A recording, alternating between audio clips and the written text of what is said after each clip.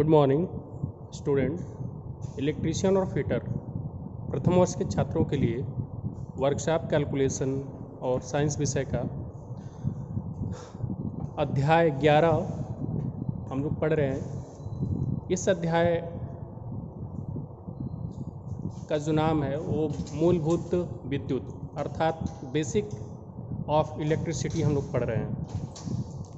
तो आज इस अध्याय का हम लोग 11वां लेक्चर क्लास पढ़ेंगे।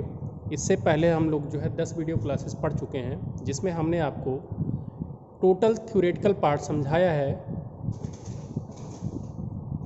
थ्योरी से हमने मूलभूत विद्युत में कुछ भी नहीं छोड़ा है। अगर आपको कहीं पे भी समझने में दिक्कत आ रही है तो पिछली वीडियो क्लासेस आप ज़रूर देखिए।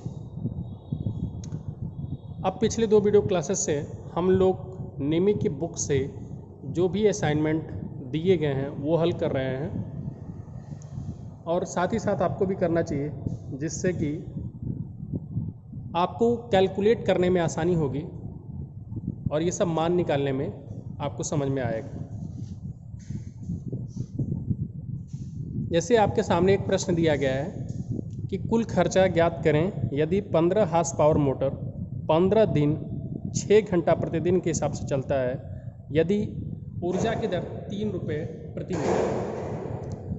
तो प्यारे छात्रों, आपको बताना चाहते हैं कि जिनके घर में भी बिजली की सप्लाई है, शहरों में आपने खासतौर पे देखा होगा कि एक एनर्जी मीटर लगा होता है।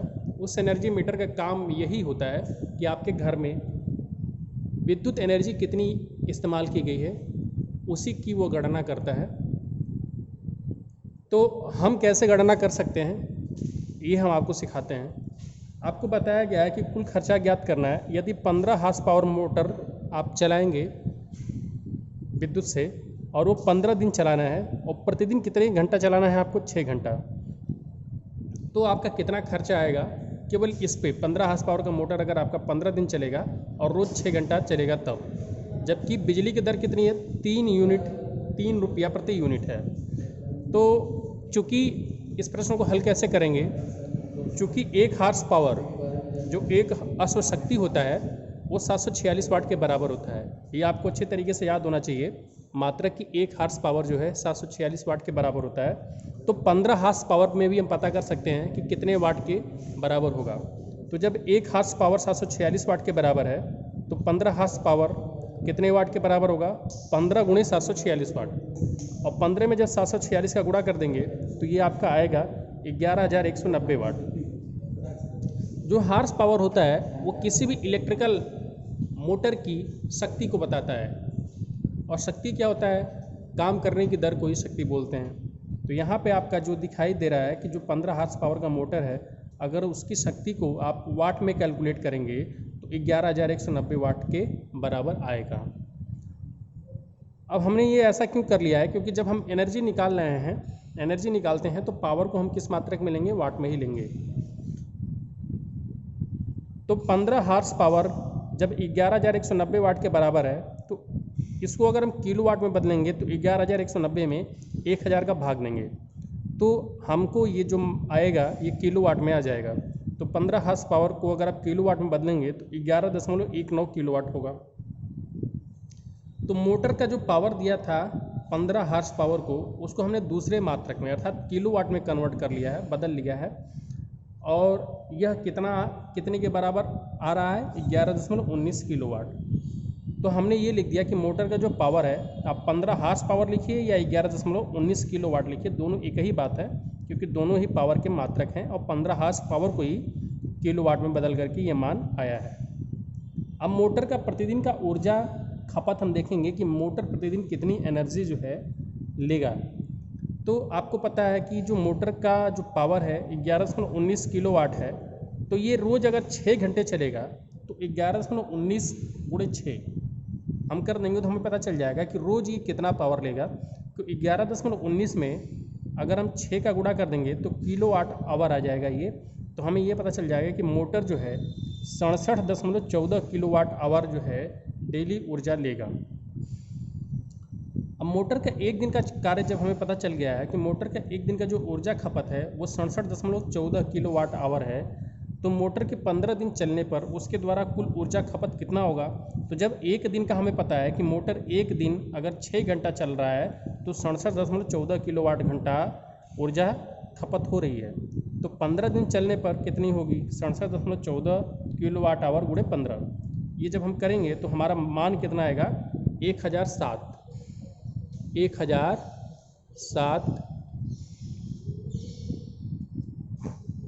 1007.1 किलोवाट आवर। तो हमें ये पता चल गया कि मोटर का जो 15 दिन का खर्चा आएगा एनर्जी का, मतलब जो एनर्जी मोटर यूज़ करेगा वो 1007.1 किलोवाट आवर है। और किलोवाट आवर को ही हम क्या बोलते हैं, यूनिट बोलते हैं। तो 1 किलोवाट आवर को हम 1 यूनिट बोलते हैं। अर्थात 1 यूनिट अगर बिजली इस्तेमाल हो रही है तो उसका खर्चा कितना आ रहा है, 3 रुपये आ रहा है। तो यहाँ पे अगर 1 किलोवाट आवर में 1 यूनिट होता है तो 1007.1 किलोवाट आवर में कितना यूनिट हो जाएगा, 1007.1 यूनिट हो जाएगा।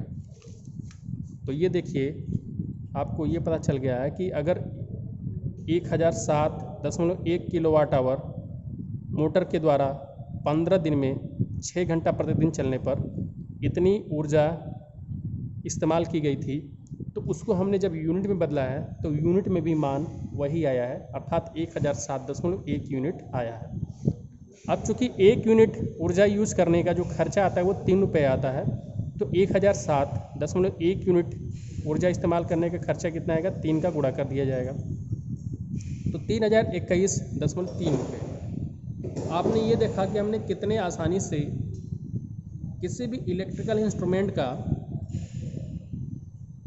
उसके पावर की रेटिंग के हिसाब से और कितने घंटा प्रतिदिन चलता है और कितने दिन चलता है इसके हिसाब से हमने उसके द्वारा कुल ऊर्जा खपत ज्ञात कर लिया था। और जब ऊर्जा खपत का रेट दिया गया था तो उससे हमने ये भी निकाल लिया कि बिल कितना आएगा। तो इस तरह से आपको जो है इलेक्ट्रिकल डिवाइसेस के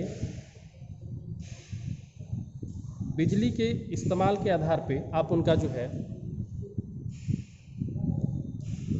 बिल ज्ञात कर सकते हैं।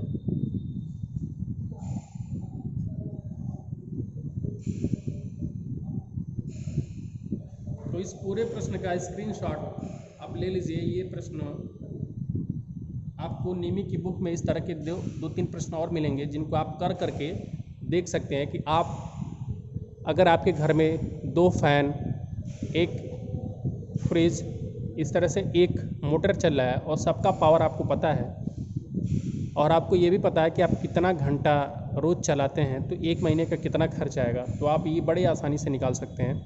जबकि बिजली का जो रेट होता है वो सबको पता होता है कि 3 रुपये पर यूनिट या 4 रुपये पर यूनिट।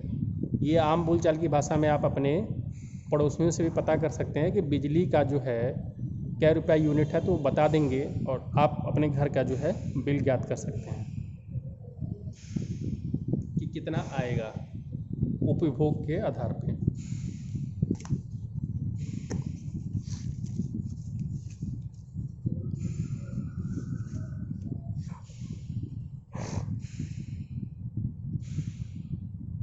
अगला जो क्वेश्चन है, क्वेश्चन संख्या 11 नीमी की बुक से है। एक विद्युत लैंप के पावर रेटिंग की गणना करें यदि परिपथ में 0.25 एम्पियर की धारा प्रवाहित होती है जबकि जो वोल्टेज है 240 वोल्टेज है। तो प्रश्न आप ध्यान से देख लीजिए। प्रश्न में लिखा क्या है कि एक विद्युत लैंप के पावर रेटिंग की गणना करें यदि परिपथ में 0.25 एम्पियर की धारा प्रवाहित होती है जबकि वोल्टेज 240 वोल्ट है। तो जब भी इलेक्ट्रिकल पावर किसी भी इलेक्ट्रिकल डिवाइस का, इलेक्ट्रिकल उपकरण का निकालना होता है तो इलेक्ट्रिकल पावर ज्ञात करने के लिए 3 बहुत ही इम्पॉर्टेंट फार्मूले होते हैं, वो आपको याद रखना चाहिए। पहला, अगर आपको इलेक्ट्रिकल पावर ज्ञात करना है किसी भी इलेक्ट्रिकल उपकरण का, जैसे प्रेस हो गया, जैसे हीटर हो गया, तो आपको ये पता होना चाहिए कि वोल्टेज कितना है और करंट कितनी है। उससे आप ये निकाल सकते हैं कि उसका पावर कितना है। तो अगर आपको वोल्टेज और करंट पता है तब भी निकाल सकते हैं, या करंट और रेजिस्टेंस पता है तब भी ज्ञात कर सकते हैं, या वोल्टेज और रेजिस्टेंस पता है तब भी पावर ज्ञात कर सकते हैं। और तीनों फार्मूले क्या हैं? इलेक्ट्रिकल पावर बराबर P बराबर V × I, जहाँ पे V वोल्टेज है और I करंट है, दूसरा फार्मूला क्या है, वी स्क्वायर बटे में आर, जहाँ पे वी वोल्टेज है और आर रेजिस्टेंस है। और तीसरा फार्मूला क्या है, आई स्क्वायर आर, जहाँ पे आई करंट है और आर रेजिस्टेंस है। तो ये तीन महत्वपूर्ण फार्मूले आपको याद रखने चाहिए। आप इन फार्मूले की मदद से किसी भी इलेक्ट्रिकल उपकरण का पावर ज्ञात कर सकते हैं। और पावर का मात्रक क्या होगा, वाट होगा, जिसको आप किलो वाट में भी बदल सकते हैं और आप हार्स पावर में भी बदल सकते हैं। तो इस प्रश्न में आपको दिया गया था कि विद्युत लैंप के पावर रेटिंग की गणना करें यदि परिपथ में 0.25 एम्पीयर की धारा प्रवाहित होती है जब वोल्टेज 240 होता है। तो जब हमें पता है कि इलेक्ट्रिकल पावर ज्ञात करना है और पावर वोल्टेज कितना 240 और करंट कितना है 0.25, तो पावर बराबर क्या होता है, V इंटू आई। इसी में हमने वोल्टेज का मान रख दिया, इसी में हमने करंट का मान रख दिया और दोनों का गुणा कर दिया। तो 240 से जब 0.25 का गुणा करेंगे, 0.25 का मतलब 1/4, 1/4 का गुणा करेंगे 240 में, तो 240 का 1/4 हो जाएगा। तो 240 का 1/4 करेंगे तो कितना आएगा, 60 आएगा। तो पावर कितना आ गया, 60 वोल्ट इंटू एम्पियर, जिसको हम क्या लिखेंगे, 60 वाट लिखेंगे, क्योंकि 1 वाट बराबर 1 वोल्ट एम्पियर होता है। तो पावर कितना आ गया, 60 वाट आ गया। तो इस तरह से विद्युत लैंप जो था, जिसमें यह बताया गया था कि उसमें करंट 0.25 एम्पियर की प्रवाहित हो रही है और वोल्टेज 240 वोल्ट है, तो उसकी जो पावर की रेटिंग आई है वो कितने आई है, 60 वाट की आई है।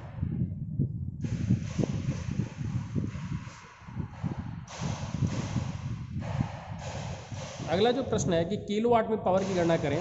देखिए पावर का हमने आपको बताया ही था कि पावर का जो मात्रक होता है वाट भी होता है, किलोवाट भी होता है, जूल भी होता है, सॉरी जूल नहीं होता, जूल प्रति सेकंड होता है, और आपका हॉर्स पावर भी होता है। तो पावर किलोवाट में यहाँ पे ज्ञात करना है इस प्रश्न के लिए। किलोवाट में पावर ज्ञात गणना करें यदि 15 एम्पीयर की धारा 10 ओम के प्रतिरोध में प्रवाहित होती है।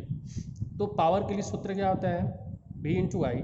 लेकिन आप देखिए कि क्या ये सूत्र आप इस्तेमाल कर पाएंगे, क्योंकि आप में प्रश्न में जो दिया गया है वो धारा का मान दिया गया है और रेजिस्टेंस का मान दिया गया है। तो अगर आप इस सूत्र का इस्तेमाल करते हैं तो धारा का मान तो मान लीजिए दिया गया है, लेकिन वोल्टेज नहीं दिया गया, तो वोल्टेज कैसे आप निकालेंगे। अगर आप दूसरा सूत्र याद रखते हैं कि आई स्क्वायर आर, तो इसमें आपको धारा का भी मान रख लेंगे और रेजिस्टेंस का भी मान रख लेंगे। तो प्रश्न के हिसाब से जो 3 सूत्र थे इलेक्ट्रिकल पावर के, आपको देखना पड़ेगा कि किस सूत्र का इस्तेमाल करना चाहिए जिससे आपका उत्तर जल्दी से आ जाए। तो P बराबर आई स्क्वायर आर के सूत्र से आप निकाल सकते हैं। तो P बराबर 15 एम्पियर का स्क्वायर, क्योंकि आपने आई का स्क्वायर करना है, मतलब करंट का स्क्वायर करना है, तो 15 का स्क्वायर इंटू आर, आर का मतलब 10 ओम। तो 15 का स्क्वायर 225 और 225 में 10 का गुणा कर देंगे तो पावर कितना आ गया, 2250 वाट आ गया।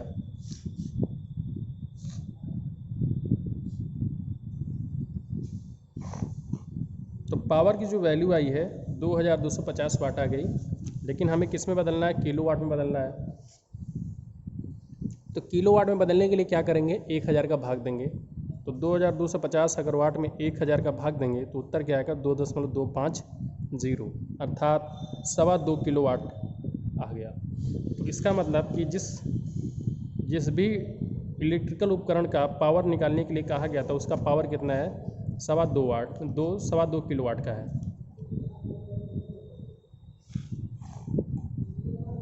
अगला जो प्रश्न है कि यदि एक 40 वाट प्रकाशित बल्ब 0.1 एम्पीयर करंट लेता है तो बल्ब को प्रकाश देने के लिए वोल्टेज क्या होना चाहिए। इस प्रश्न को हल करने के लिए आपको फिर देखना ये होगा कि क्या कहा जा रहा है कि एक 40 वाट प्रकाशित बल्ब 0.1 एम्पीयर की करंट लेता है तो बल्ब को प्रकाश देने के लिए वोल्टेज क्या होना चाहिए। तो इलेक्ट्रिकल पावर P बराबर क्या होता है, V इंटू आई।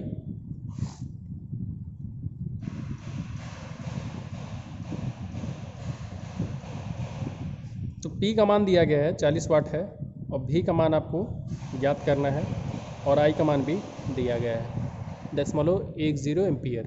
तो ऐसे वोल्टेज का मान निकालने के लिए 40 वाट में 0.1 एम्पीयर का भाग देंगे तो आपका उत्तर आएगा। तो 40 वाट बटे में 0.10 एम्पीयर, तो इसको जब हम हल करेंगे तो क्या आएगा, 400 वाट प्रति एम्पीयर, जिसको हम क्या लिखेंगे, 400 वोल्ट। तो ये हमारा उत्तर आ गया कि जो प्रश्न पूछा गया था कि एक 40 वाट प्रकाशित बल्ब को 0.1 एम्पीयर की करंट देने के लिए उसे जो वोल्टेज देना पड़ेगा 400 वोल्ट। अगला जो क्वेश्चन है, क्वेश्चन संख्या 14।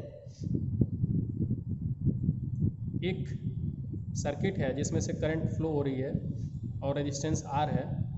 तो पूछा जा रहा है कि ये वोल्टेज ड्रॉप कितना होगा इस रेजिस्टेंस के अक्रॉस, जबकि आपका जो है रेजिस्टेंस का मान दिया गया है 22 ओम, करंट का मान दिया गया है 7.8 एम्पियर।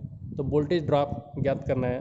तो वोल्टेज ड्रॉप अगर ज्ञात करना है और करंट हमें पता है कि इस रेजिस्टेंस के अक्रॉस, मतलब इस रेजिस्टेंस के थ्रू, मतलब इस रेजिस्टेंस के से हो करके जो करंट गुजर रही है उसका मान कितना है 7.8 एम्पियर, और इस रेजिस्टेंस का मान कितना है 22 ओम। तो जो वोल्टेज ड्रॉप होगा वो ओम के नियम अनुसार V इंटू आई आर के फार्मूले से ज्ञात किया जाएगा। तो V इंटू आई आर का फार्मूला लगाएंगे तो इसमें हम क्या करेंगे, करंट में रेजिस्टेंस का गुणा कर देंगे।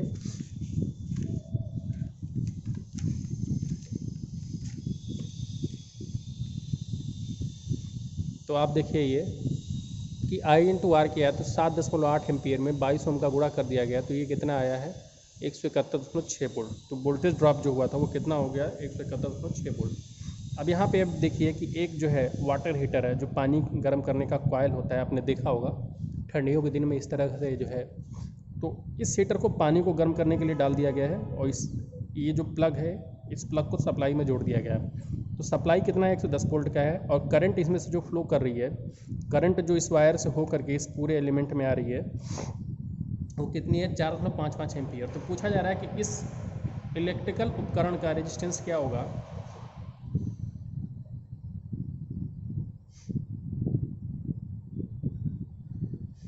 तो हमसे इस बार पावर नहीं पूछा जा रहा, हमसे पूछा जा रहा है कि रेजिस्टेंस क्या होगा। तो हम ओम का नियम लगाएंगे, V equal to I R. तो V equal to I R जब लगाएंगे तो यहाँ पे आप देखिए कि V के जगह पे क्या रखेंगे 110 वोल्ट,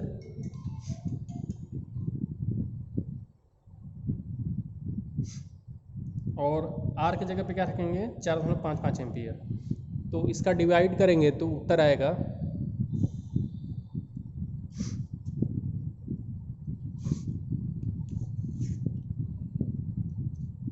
110 में अगर आप 4.5 एम्पियर का डिवाइड करेंगे तो उत्तर आ जाएगा, और ये कितना आएगा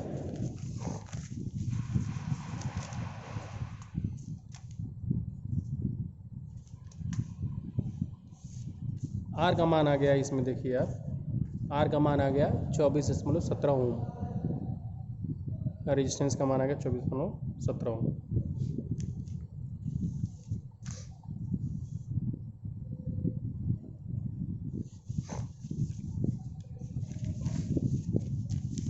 अगला जो प्रश्न है इसमें आप देखिए कि एक जो है करंट है 7 एम्पियर की, और ये करंट यहाँ से तो निकल रही है लेकिन इसके बाद इसको दो रास्ते मिल जा रहे हैं। एक 12 ओम का रेजिस्टेंस है, एक R2 है, अज्ञात रेजिस्टेंस है। तो जो 7 एम्पियर की करंट है उसका कुछ हिस्सा 12 ओम के रेजिस्टेंस से होकर के निकलेगा और कुछ हिस्सा R2 रेजिस्टेंस से निकलेगा। तो जो करंट का जो मान R2 रेजिस्टेंस से होकर गुजारा वो 3 एम्पियर है। तो इसका मतलब ये है कि जो 7 एम्पियर की करंट है उसमें से 3 एम्पियर R2 रेजिस्टेंस से होकर जा रहा है, तो 4 एम्पियर किधर से जा रहा है 12 ओम से जा रहा है। तो जब हमें पता चल गया कि 4 एम्पियर की करंट 12 ओम से जा रही है तो यहाँ पे ओम का नियम लगाएंगे। तो देखिए हमें पूछा जा रहा है समतुल्य प्रतिरोध पूछा जा रहा है, तो हमें क्या करेंगे यहाँ पे जब ओम का नियम लगाएंगे तो V बराबर क्या हो जाएगा आई आर। तो जब I का मान पता है कि 12 ओम की रेजिस्टेंस से I कितनी जा रही है, करंट कितनी जा रही है 4 एम्पियर की जा रही है, तो वोल्टेज ड्रॉप कितना हो जाएगा तो 12 गुणे 4, V बराबर क्या होता है I इंटू आर।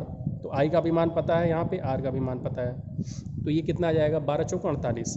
तो यहाँ पे मैं जब वोल्टेज ड्रॉप पता चल गया कि 48 वोल्ट है, तो इसका मतलब कि ये रेजिस्टेंस और ये रेजिस्टेंस पैरेलल में है, तो ये भी क्या कितना होगा वोल्टेज ड्रॉप 48 वोल्ट होगा।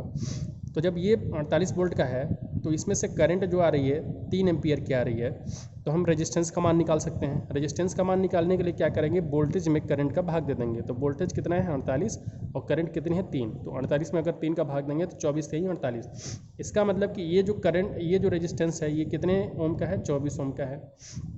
अब हमारा जो काम था वो हमें R2 का निकालना था, तो R2 हमारा आ ही गया है कि 24 ओम आ गया है।